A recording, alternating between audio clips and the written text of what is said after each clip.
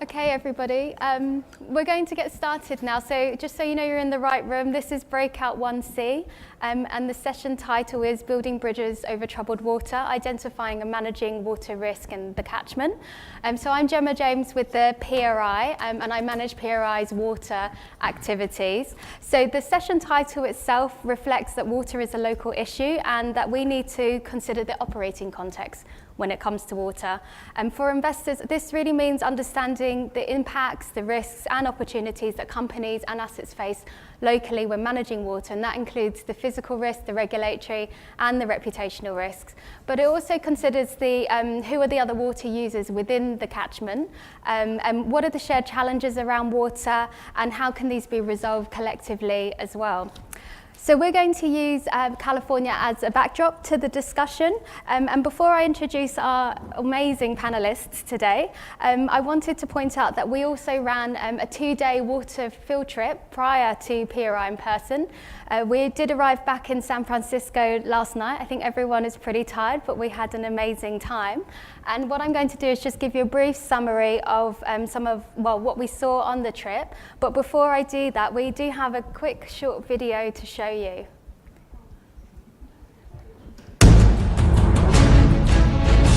Groundwater piece, which I'm sure you've heard about, and I'll touch on how it fits. So this facility was designed to double.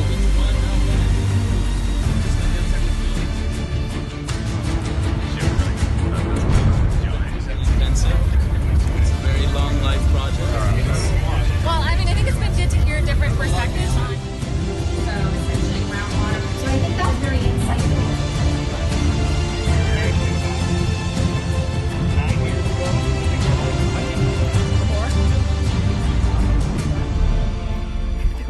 Yes.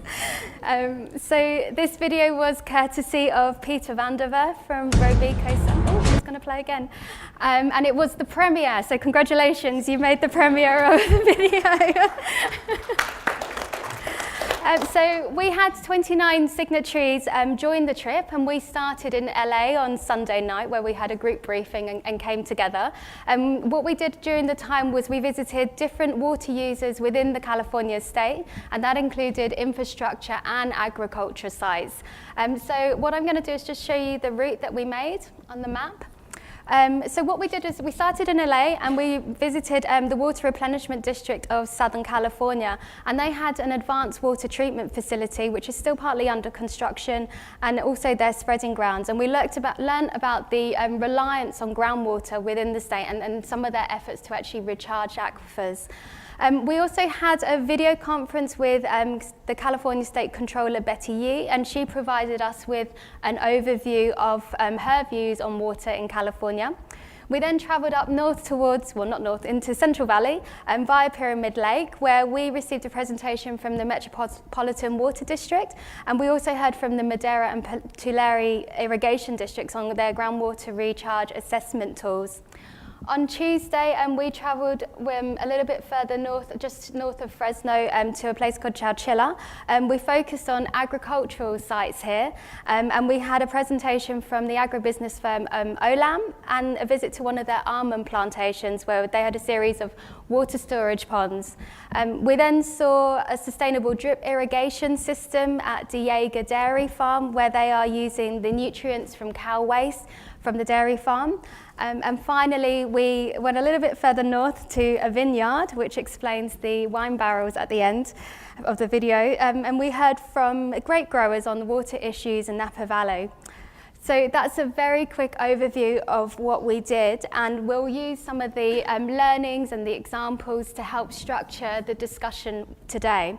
So let's move to introduce our panelists to cover some of these themes. So to my immediate left, I have Jason Morrison, who is the head of the UNGC CEO Water Mandate and also president of the Pacific Institute, which is an environmental NGO based in Sacramento. So Jason is local. Oakland, sorry. To Jason's left is Pete Klop, who is the Senior Advisor for Responsible Investment at PGGM. And to Pete's left is Sarah Takaki, who is the Senior Principal at Ontario Teachers Pension Plan. And finally, we have Deanna Bratter, who's the Senior Director and Public Benefit and Sustainable Development of Danone North America. And she's going to provide us with the company perspective. So let's kind of set the scene for everyone of water in California. So Jason, let's go with you first. Can you tell us the California water context? We have a global audience, and we'd really love to know what is the physical water landscape in California? Where does the water come from? Who's managing this water? Big question. Yeah, big question. And I'm going to try my best to answer this question in a way that will resonate for those of you that look at this issue globally and other parts of the world. Some of the challenges that California faces are indeed unique to California, but other challenges are being faced by other river basins and other geographies around the world. So I'm glad that this map was left up because it tells at least half the story. There's a lot of the state that is north of Sacramento, which is the top city on this map. And that's actually where the lion's share of the water comes from in terms of precipitation annually. A lot of our water comes in the north part of the state and then resides in the mountain range along the eastern side of the state called the Sierra Nevadas. Most of that precipitation comes in the winter months in the form of snow and stays in the Sierra Nevada mountain range in the form of snowpack until the spring months, when that snow melts and all of the storage infrastructure that's in the Central Valley is in place to capture that runoff. And then the conveyance infrastructure has been built over the last 100 plus years to bring that water to the southern part of the state where the lion's share of the people live. So some of you will have heard of the movie Chinatown. There's a lot of real elements to the way that movie was portrays water in California and the notion that water flows uphill to money and has always done that throughout the West, not just in California. So in Southern California, or in California generally, over the last 7 or 8 years, we've had a prolonged dry period. And that's caused a number of issues to come to the fore. One of which is the fact that when it comes to surface water, much of the water is subscribed to the limits, if not oversubscribed. And what I mean by that is legal rights that exceed what the annual average river flow is. And then once you take into account what amount of water is needed in those rivers to support aquatic systems, and in the US we have biodiversity laws that require that water to stay there, it bumps up against what is can be diverted for agricultural and urban purposes. Also, what happened in the drought and what happens typically in dry periods is a reliance on groundwater. And in our state, it's historically not been a resource that's been regulated, although in the depths of the drought, we got a landmark legislation called the Sustainable Groundwater Management Act, which required agencies to form and ultimately do planning around long-term sustainable management of those aquifer systems, so moving into a compulsory sphere. So this is, of course, been very disruptive, and many stakeholders now looking to work together to figure out how to come up with such plans, and a lot of transformation that's happening and a lot of innovation that's happening. But the requirement and the understanding of this long-term need to bring supply and demand of groundwater systems into balance has motivated quite a bit of innovation and thinking, and we'll hear a little bit about that as well today. In Southern California, we heard an interesting tale of two stories. One is the retail agencies and the replenishment district with a goal of eliminating reliance on the imported supplies from the north. And then we met the largest bulk importer in the state, in Metropolitan Water District, talking about a major infrastructure fix that would take place in the Central Valley of the state that would allow for a more consistent and more reliable supply of deliveries to the south. And that's called the water fix here in California, for those of you that are familiar with it. Some would argue this is a very 19th or 20th century infrastructure solution to something that we're not necessarily going to be able to benefit from, especially if you look at the cost benefit of that project. And here's why. So one of the big issues that California faces, and that many parts of the world face, is a change in weather systems and precipitation patterns as a result of climate change. What that's going to mean in the state of California is most likely a lot more winter events, precipitation events, coming in the form of rain rather than snow. So what that means is, instead of that snowpack that I started by describing being the reservoir system that allows for that slow release of the precipitation during the months that precede our driest months of the year, our summer and fall, it's coming at a time when we don't need it as much, and when we have no infrastructure that's been really set up to hold that water during those wet months and then have it last all the way through to the late summer and fall. So this is presenting a real conundrum and a challenge for Californians, and particularly this idea of how do we capture that water when it's coming in the wet months in innovative ways. And we'll again hear a little bit more about that as well. But the changing climate and what that means for a water secure economic system is something that's not unique to California. It's playing out in many parts of the world. Groundwater or surface water limits also, and then the regulatory push to deal with that more pronounced water stress and water scarcity is a regulatory driver that also presents risk for the business community and the water user community as a whole. So you'll hear quite a bit about companies that are trying to respond to these physical, regulatory, and reputational risks insofar as you're a large water user in a part of the world where the resource is deemed to be scarce. So I'll stop there, and I think that's the context for California in a nutshell, but also I think tells a picture that's relevant in other parts of the world. Great, thank you for setting the scene there. So maybe I can move to Sarah. So actually, Sarah, Pete, and Jason were all on the trip, so they have a good overview here. But maybe, Sarah, can you highlight a couple of the water users that we visited during the site to add some colour to Jason's context? Who did we visit, and what were some of the drivers for them to manage the water?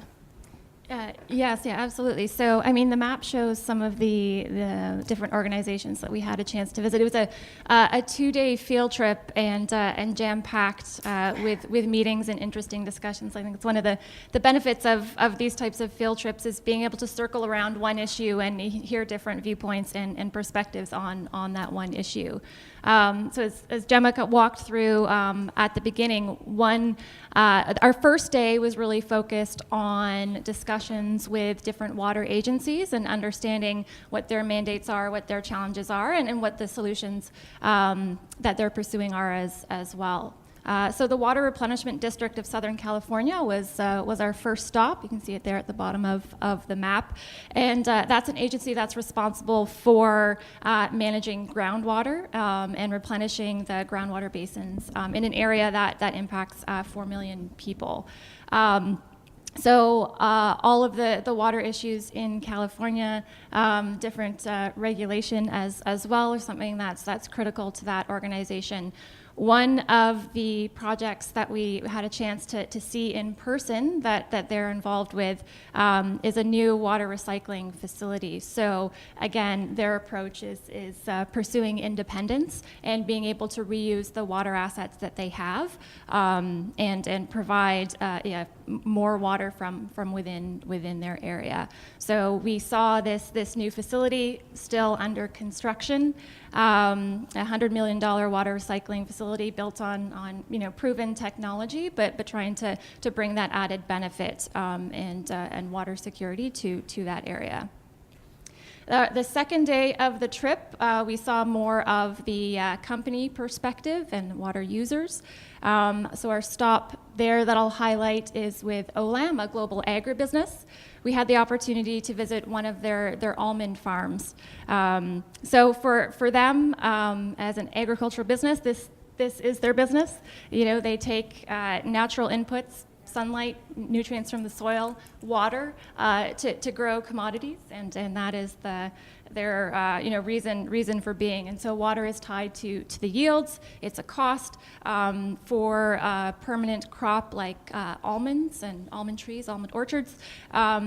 They need regular water supply to be able to maintain those trees and protect their investment in the orchard. So we saw some interesting approaches from them in terms of how they're managing water risks, storing more, recharging the basins, even impacting their business strategy and exploring other regions of the world that might have different growing conditions for some of the crops that they actually grow. So an interesting mix of perspectives, and that was just two examples. Great, thank you, Sarah. And maybe we can stick with the company perspective. So you just highlighted water is pretty much it's a business input, right? So Diana, this is a great time to bring you in. What is Danone's position in California, and what are the drivers and incentives for Danone to manage water? Great.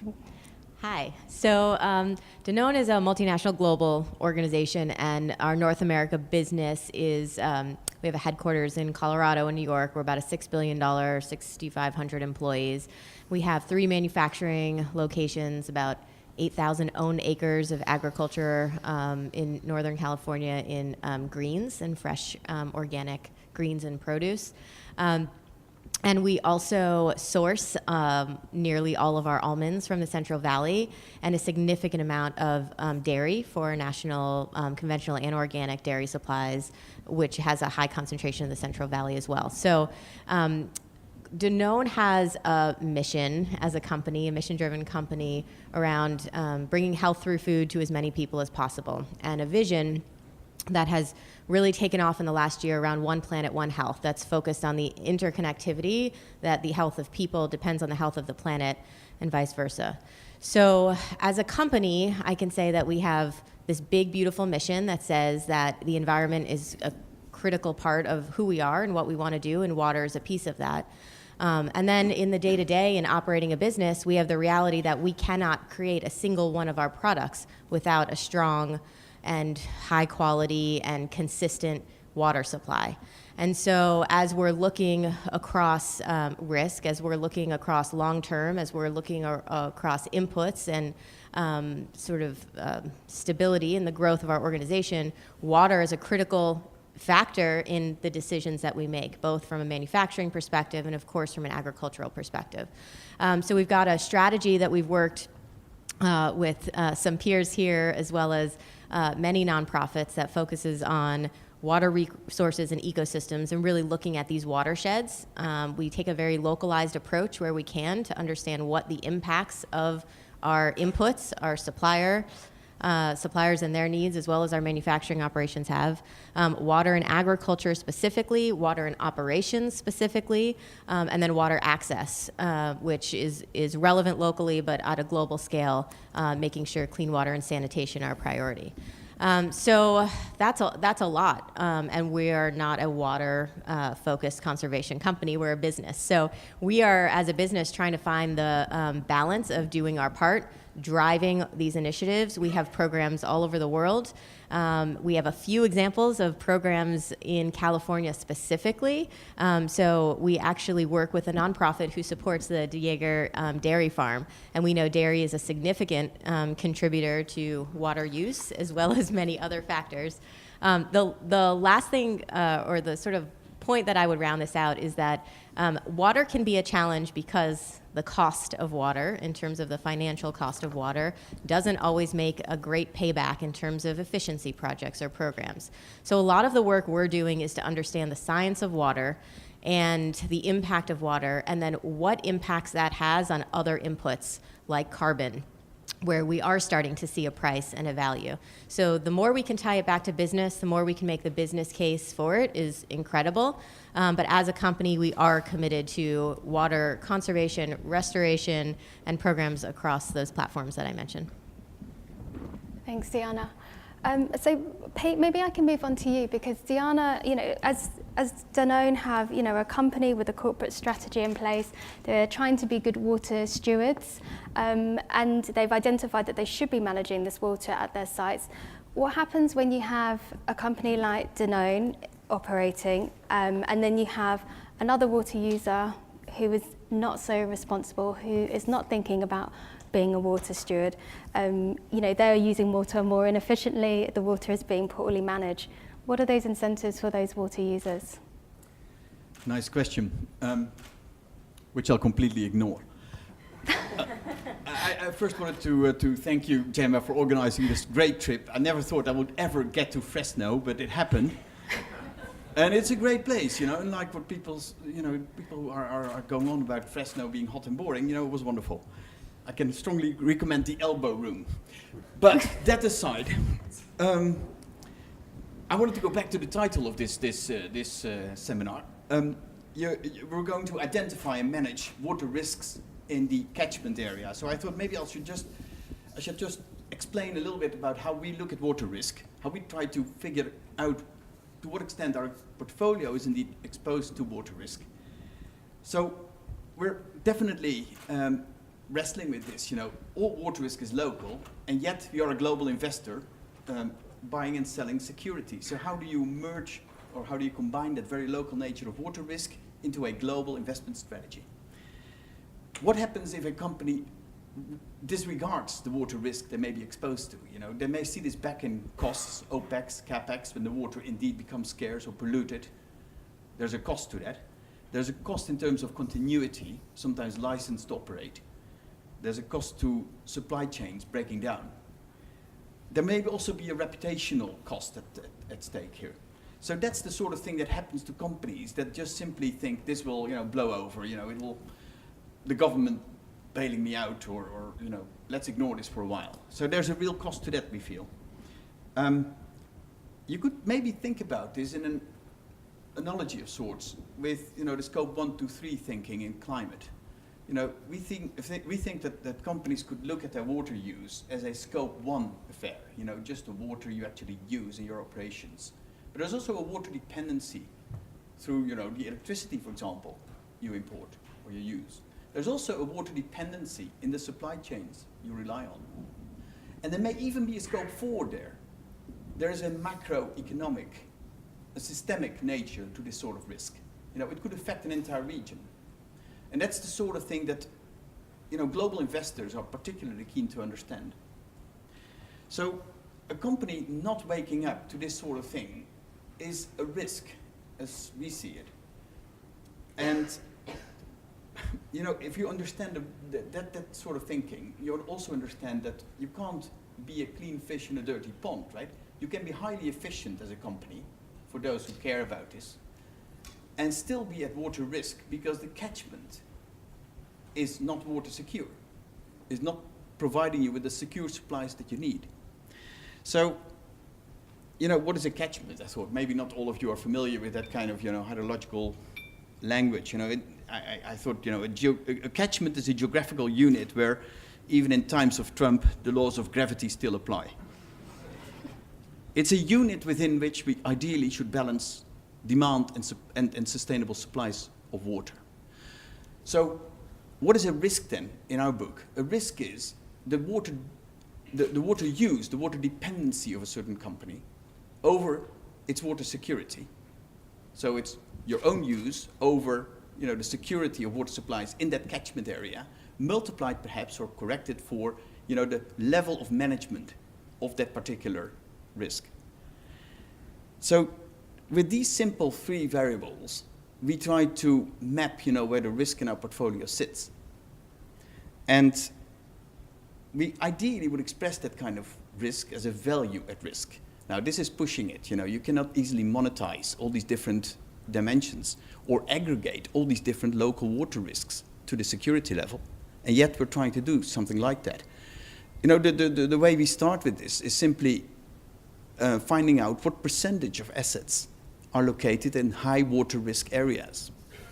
And beyond that, you can try to calculate what percentage of capacity or what percentage of production or ultimately what percentage of value add is at a certain level of water risk. That's kind of the portfolio implication or logic that we apply to this issue. And then, what can you do about it? How can you manage water risk? Now, at the company level, you can become more efficient. That's always a good thing. But over and beyond that, you can try to advance water security in your catchment. And that requires, collaboration with all sorts of other stakeholders, in particular authorities and regulators. What we see as promising here in terms of managing water risk is something that you may have come across already, science-based targets. The idea that if indeed, again, a little like climate perhaps, we can cap sustainable water use and allocate water rights underneath and allocate the contribution to demand management from different water users underneath, then we've perhaps done a good thing. And on this water trip, we went to the southern district of Los Angeles, and they've actually done this. They've kept overall water use for a groundwater basin, a groundwater catchment area. And once you've got that, all sorts of creativity breaks loose. There's really a lot of things you can do to live under that cap and live well under that cap. So this is a nice example, we believe, where government can really set the incentive to look at water and to manage water as the economic good it is. And that turns up all sorts of investable opportunities, which is great, again, for us. So once you've understood the risk, once you've got a government that sets the incentives, this is a problem you can actually solve in most places. Now, we have an interest in this. Of course, we like to make money of this, ultimately. But, we also want to have impact. So at PGGM, we have this program where we try to hit 20 billion euros in solutions to climate, water, food, and health, but including water, that is. And we're kind of keen to find out in Southern California and other places that indeed there is investable opportunities emerging from scarcity. And I think, that's kind of the upside of all this. You want companies to be aware of the risk. Not all companies are at risk, but those that are can really do better than most. Because there is opportunities associated with this. Thanks. Okay, so given that Pete ignored my question completely, maybe I'm going to go back to Jason. So Pete has just mentioned that governance has considered an incentive through regulation. We also heard at the OLAM site, and in some cases they prefer not to be too regulated. They like a little bit of leeway to actually have some action and make their own decisions. So what is the balance here? Like, what is government's role? Can they bring together those efficient water users and non-efficient water users? So this will sound like I'm beating up on California, but I think, again, this lack of sound policy on water is something that is prevalent around the world. So I am going to go back and try to answer your question. So the Danons of the world that have been leading on water for a while have gotten beyond the idea that they just need to figure out how to be operationally efficient. So moving into the scope 2. And part of that scope 2 is the logic for that is, well, first of all, there's a better ROI oftentimes. If I can put on the next level of efficiency measure on my plant, or put the same amount into some source water protection project partnering with an NGO and save 10 times the amount of water for the system, that's a better investment. And you're probably, arguably, more reasonably moving toward water security, although I'm going to come back to that. But what we have now, and what we heard about on our tour, are companies that are taking a leadership position, that understanding risk and then taking action to mitigate risk. So you would give them some credit for that in your portfolio assessment. But in reality, when they're the lone wolf acting in that basin, they're not mitigating risk. They're not doing it. So a great example of this was Ulema International, that had a pond, 2 ponds, maybe 3, that they were doing groundwater recharge. Because remember when I was talking at the outset about how we need to figure out how better to recharge groundwater in times of plenty so that you can draw that water down when it's not there. And they understand that, but they're managing 3 ponds. The first year they put in the program, it was, I believe, 2017, and it was an unusually wet year. So they were getting water at about $5 an acre foot from their irrigation district, which in turn was getting it from a distribution from a public entity. The following year, they wanted to do the program again, but it went back to market rates because the water wasn't as plentiful, so it was back up to $75, and for them, that had a big chill effect on what kind of investment they were going to make. They also simultaneously felt like after instigating this program, they were kind of ready for other growers in the irrigation district to maybe chip in and put some money in, but with mixed results in terms of appetite.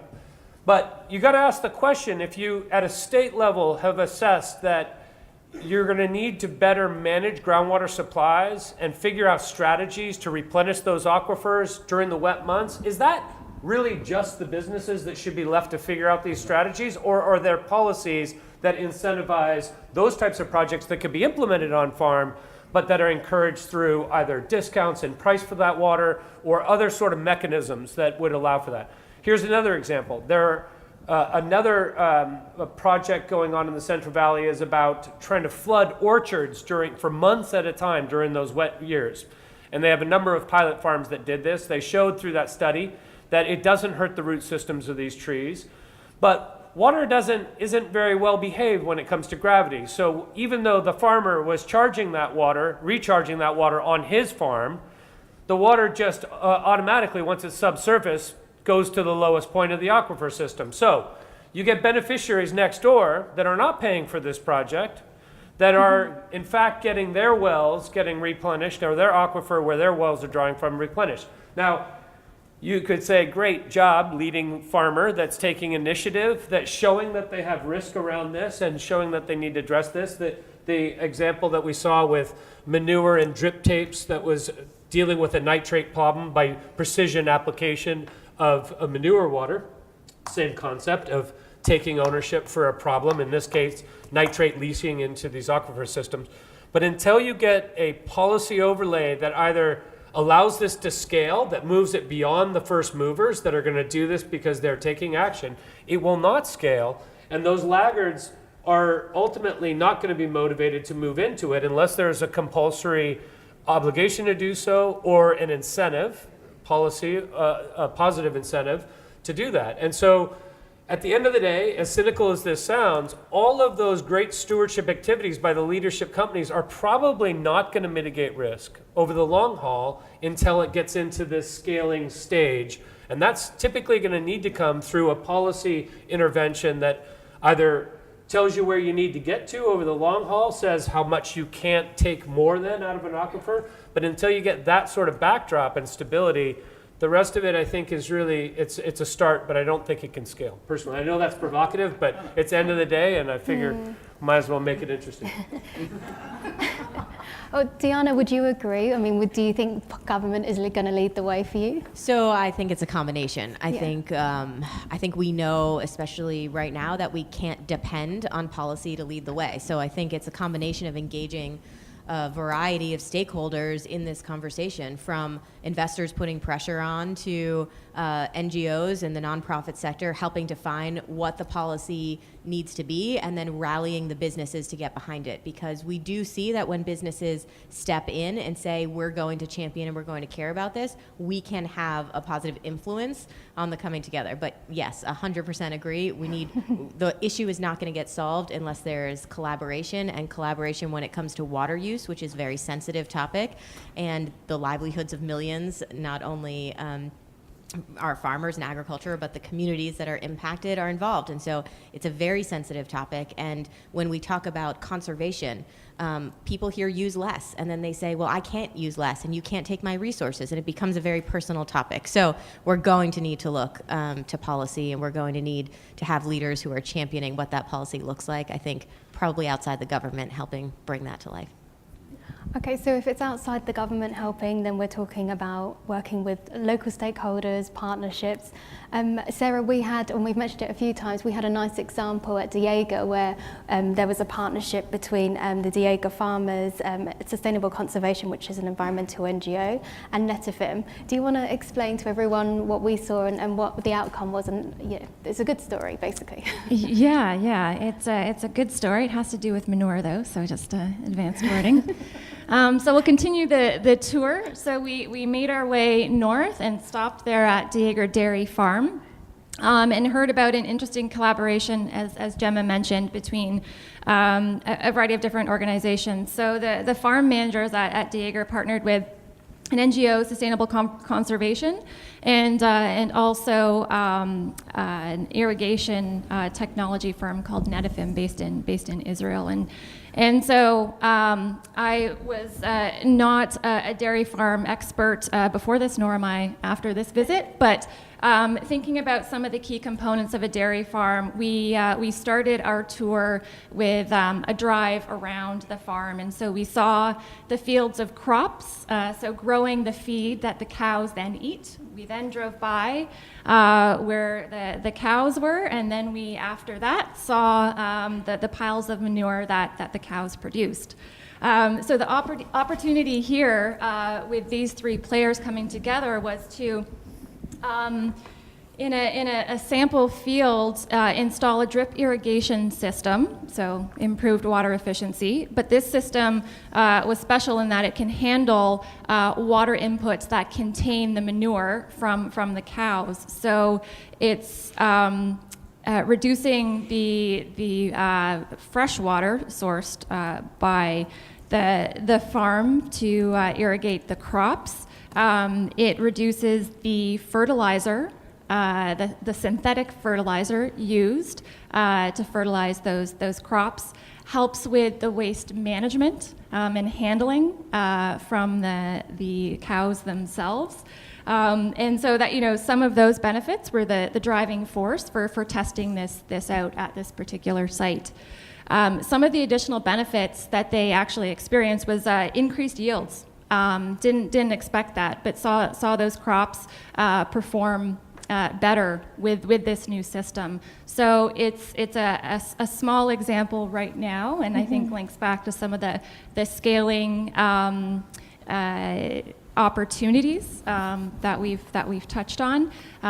But from what the farm managers were telling us, there's lots of interest, and this type of system makes a lot of sense for them from a variety of perspectives, both from the environmental benefits to the financial ones as well. Great, thank you. And then maybe, Pete, you can build upon that. I mean, we just talked a little bit about partnerships and a little bit about technology, but what else beyond partnerships do we need to address some of these water challenges? What are some of the innovations? Yeah, I think the case that is made here is that you cannot single-handedly, independently secure water, right? And not at the catchment level, at least. You can become more efficient, but you can't like Jason was pointing out, you can't guarantee water security that way. You really need that collaboration. And I think partnerships are all wonderful, but I do think there's no denying that this is all about collective action, really, and which entity can, enforce collective action? That's ultimately the government. So that's going to be one of those stakeholders that definitely has to come on board. And it's probably a prerequisite for any real solutions anyway. I think, in addition to stakeholder collaboration and all that, I think that idea of target-based or adjudicated catchment areas, capped water use, is very important indeed. This is technically hard to establish, but ultimately the one way forward if you want to secure water supplies down the line.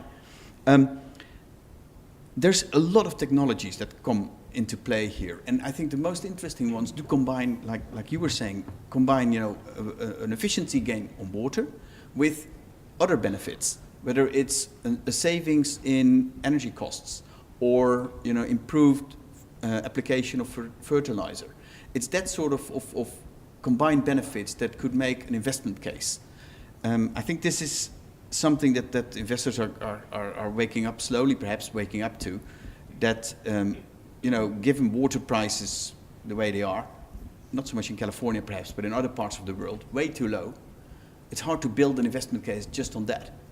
But pulling on board all these other benefits does help the investment case. So to grow the investment pie in a way, you need to not just look at water, but need to look at all these other benefits too.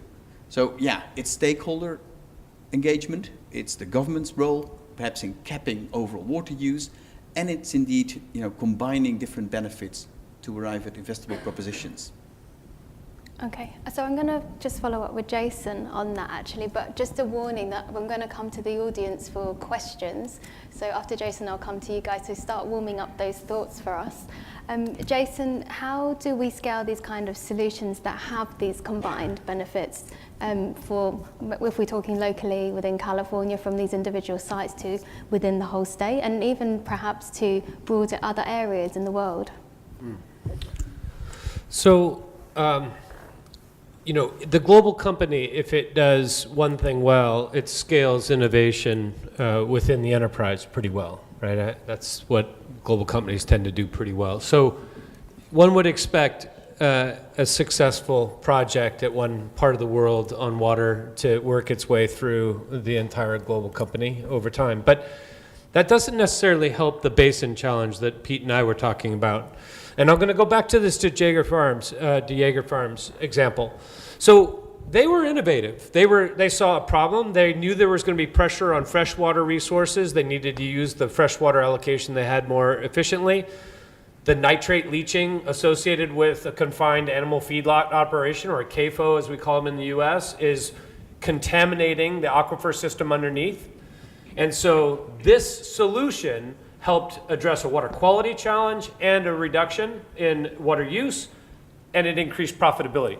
That's a win-win. And they even talked about how that there was a lot of interest in the dairy farmers in the Central Valley and what they'd done. They couldn't go to a town picnic without someone saying, I've heard about this project, tell me more. But what's a fair ask for this farm? I mean, is it their job to go scale this solution and go on a dog and pony show to all the rest of the Central Valley or throughout California and the Northwest? I mean, no. And I would argue not, at least. Secondly, when they talked about where the scaling potential is, for their farm it made a lot of sense because they had enough of the silage in the food crop on a ratio to the amount of cows. But in other farms, the ratio of land ownership versus the number of cows would, if they were to put in such a system, would require them irrigating through this drip tape into farms that may be orchards, let's say, or food crops. And then all of a sudden you've got a regulatory barrier. So you have, they said that right now the health laws, it wasn't clear whether you could actually do such application of this manure to almonds, let's say, because of uncertainty around the legal ability to do that. So is this farm going to go fight a legal battle on whether or not they can expand this and therefore scale this potential application? No, again, that's not their role. So we have a real gap there around when we see the innovation coming. I don't know if investors play a role in this or if it's the NGO community or better public capacity building that allows this peer learning to accelerate. But right now, it's, I would argue, not a fair ask for these first movers to be expected to play a role in this scaling of this advanced thinking and practice and application of technology. And I think that's kind of a problem we're all going to have to think about and solve together, because right now, if we don't figure that out, what we will have is one farm in a place like this in 10 years before it's actually mainstreamed. I don't know if I answered part of your question. I think I did part of it, but if you want to go to the floor, or I can try to be more succinct. Okay, so we only have 10 minutes, so I'm going to have to go to the call, but maybe we can come back in a minute. All right. Any questions? And hand went straight up at the very back. Oh, man. I'm Emily Krebs. I'm with the CDP, the former Carbon Disclosure Project. So we're really excited to hear all of the work on water and water disclosure, and I agree with a lot of the comments that have been set up here. One of the challenges that we have as we ask corporates for water disclosure, and Jason, you just referred to the leaders, is that they're starting to come back and say, okay, well, what are investors doing with this? Do we need to keep disclosing about our water usage? And with water prices as low, artificially low, or lower than they probably should be, and we agree about putting science-based targets in place or putting a price in water in place and such. How do you suggest we respond to companies when they say, do we still need to do this? Do we still need to be aware and disclosing to investors or to the financial community about water risk if no one's really using it? So Pete, can you help CDP out? Do you want to take it? I'd like to answer to you. Yeah, you go. Okay. Well, I think the price of water is the wrong measure to use. I think when you start looking at value at risk, there's a justification for taking action on water. And Pete gave the example at the outset, how much does it cost an organization when their tier 1 suppliers can't produce product on time, or when there's a 25% reduction in water use during rationing, due to rationing, because the local water providers have not figured out how to deal with new weather patterns that lead to pronounced drought or flooding. So that's not a question of water being a low-cost input. That's about value at risk. And I think most companies in a lot of industry sectors that we know of can't really probably make a case that they don't have a water-related risk exposure, particularly in parts of the world where water is mismanaged by the public sector, and therefore, and that's where it manifests at the river basin level. Yeah, and I think indeed, prices don't drive this. It's continuity of operations and indeed the supply chain that are more important, I think, for most companies. And on your point, what are investors doing with water use data? Well, the short answer is nothing. Because water use doesn't mean anything. Water risk means something. So you need that use in context. And then you need a smart way to aggregate all that, all the way up to the security level, and then we can act on it in all sorts of ways. We can, of course, use this in engagement with those companies, but perhaps more meaningful, we can tilt our investments, our index investments, for example, away from high-risk companies to companies that actually manage this risk better than others. So there is something that we can do with this data, but the way it is right now, it's hardly comparable. It's not fit for purpose in the sense that it's use data rather than risk data, and we need the coverage. If you own 3,000 companies, there's no point in knowing a whole lot about 30 of them and next to nothing about the others. We need coverage. So once we've got that, and I think we're almost there, in some ways, we can actually act on this. And this is important for companies. You can't expect companies to keep disclosing if this question still, remains unanswered. We need to act on this data, otherwise we'll never get anywhere. And I would just add, Danone is not asking that question, but as someone who has completed CDP water and engaged in that, it's a hard look in the mirror. It's a look at your own operations. And so, yes, we all want to be in service and use these tools for investors to provide information, but they're not using the use data. We need to be using it. So the requirement that the pressure that these types of tools puts on us helps us reflect on the risk and the use of our business so that we can understand what we should be doing about it or what we shouldn't be doing about it. And I think it's hugely valuable, speaking from a bit of an idealist sustainability person, that we can use this to really help define where we're going. And then hopefully the virtuous cycle continues, that investors won't be asking those questions of why it's meaningful, because we'll be showing them how we're avoiding the risk and growing the business.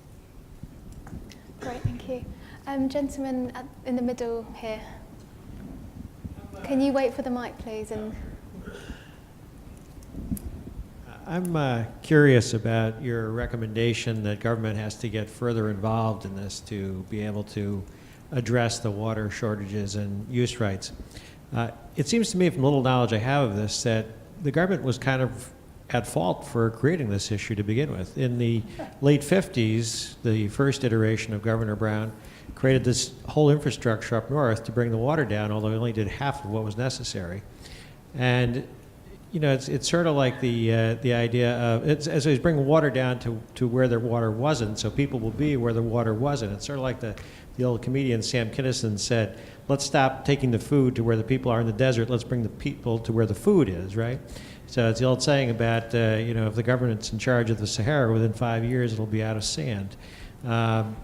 Maybe the government needs to get out of this, and you can find some more creative solutions in the private sector that would actually be able to increase the amount of water that's available, as opposed to trying to ration or have companies try to figure out what they can do with diminishing resources.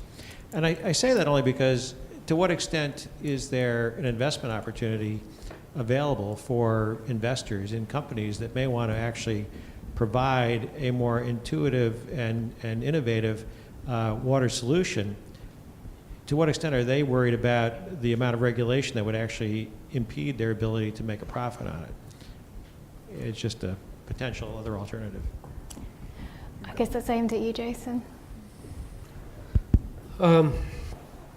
Well, the government piece is where I'm going to focus my answer on. I don't think there's a lot of shining examples of where water resource management is just done perfectly. It's really actually quite a hard resource to manage.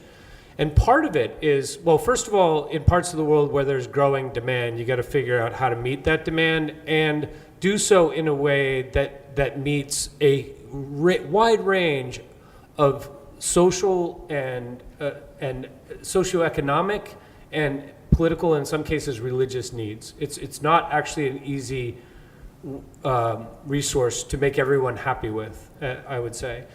If you were to allow a fully free market on water, I alluded to this idea that water will run uphill to money. It does, and that's typically how it's worked in the West. It's not the only part of the world where it works that way.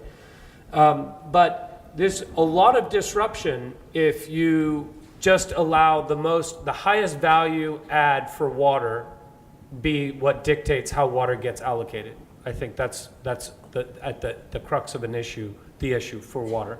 So in California, for example, anyone who knows California water wars will know this, that the agricultural community has a disproportionate access by right to a disproportionate amount of the water in the state. Whereas if you were to do that breakdown by what the state's GDP, it's actually not a major player in the state's GDP. Now, let me make sure I say that. They are a significant player. It's 10% of the GDP or so, but there's the urban areas of the state also are massive generators of and dwarf the amount of economic productivity.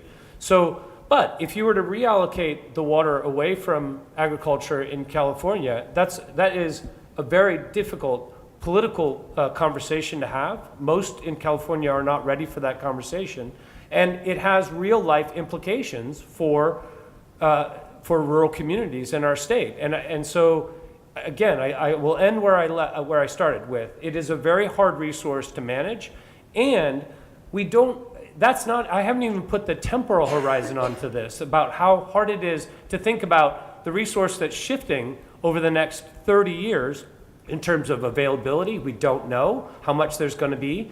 We don't have a perfect line of sight on how the precipitation patterns are going to change. And when you have municipalities trying to manage and provide a reliable supply of water for their constituents, it's not as if we all have the tool set and the perfect knowledge base to do that. So I have some degree of empathy for public sector institutions, whether they be utilities or municipal level or state government, in managing the resource. I mean, it would be easy to blame them, but I just don't think it's as easy as it sounds. Okay. We have time for one more question.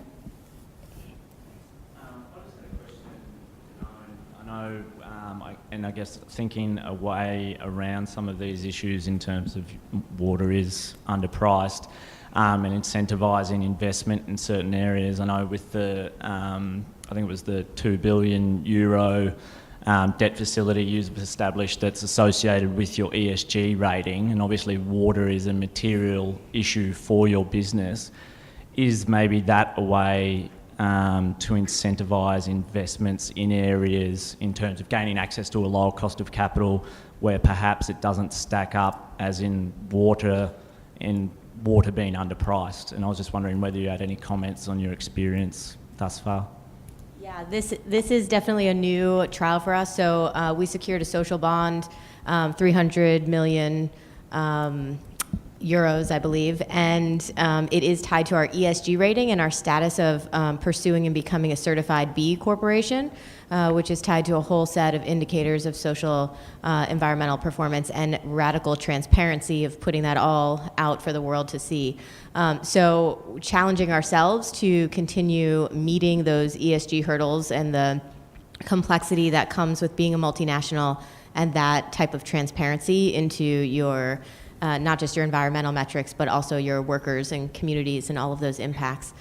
So I'm incredibly excited to see what the future looks like. I think it's an interesting model, and certainly a play for water to come in. And I would just sort of round out that piece.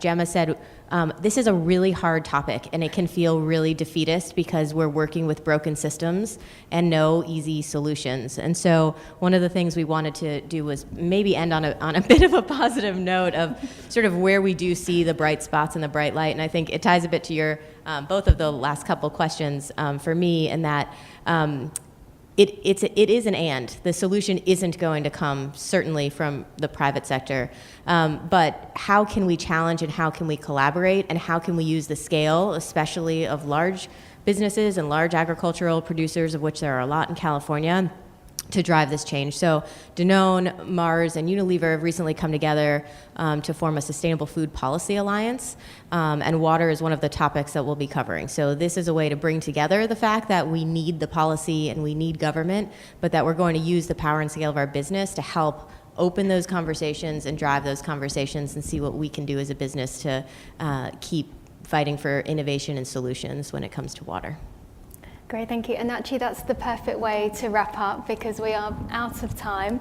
So I guess maybe as a very quick summary, you know, when we were on the water field trip, we just witnessed this incredibly complex web of water management and water users in California, and there was this very delicate balance of trying to of these water users trying to get the right quantity of water at the right quality and to use it at the right time.